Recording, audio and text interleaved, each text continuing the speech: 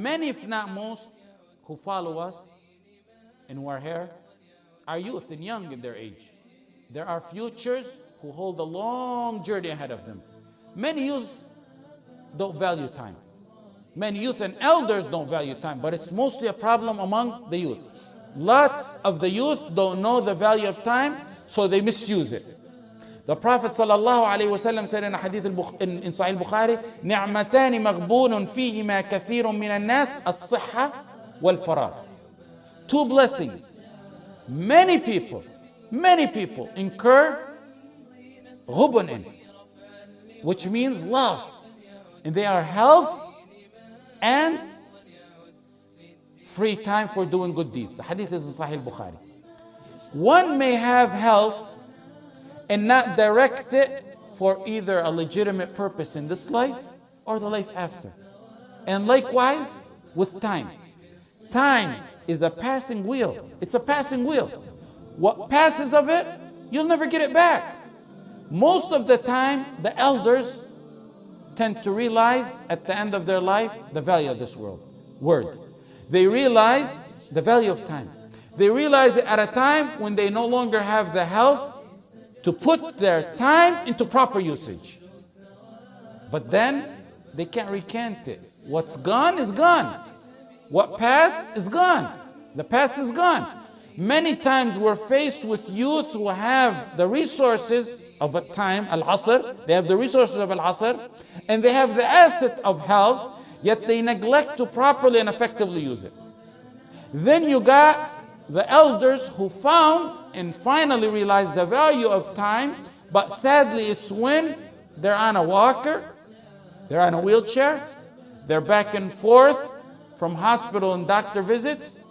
When one grows older, they begin to have wisdom and regret a lifetime that they wasted. Even if it wasn't in haram, even if it was in neutral matters, a true wise elder would regret it. Take heed from this. Take advantage. I'm telling you to take advantage because it's not late for you. You're young. You're in your prime. Take advantage in learning. Take advantage in ibadah. Take advantage in da'wah. Don't let a minute of your life go by wasted. The elders used to tell their students the famous quote, memorizing in the youth is like inscribing on a stone. Memorizing as an elder is like writing in water. Even though my father, may Allah grant him barakah and a long life full of deeds, may Allah grant him the utmost highest rank of heaven, he tends to disagree with this. He says he's approximately 75 now, and he says that his memory at this age is better than it was when at his youth. Al-Hasan al-Basri said, I met people who were more miserly in their time than they were with their money. You ask them for money, they'll be generous in it. You ask them for time, they're not going to give it to you. Al-Rabi' ibn Sulaiman used to say, Al-Shafi'i rahimahullah divided his nights into 3 portions.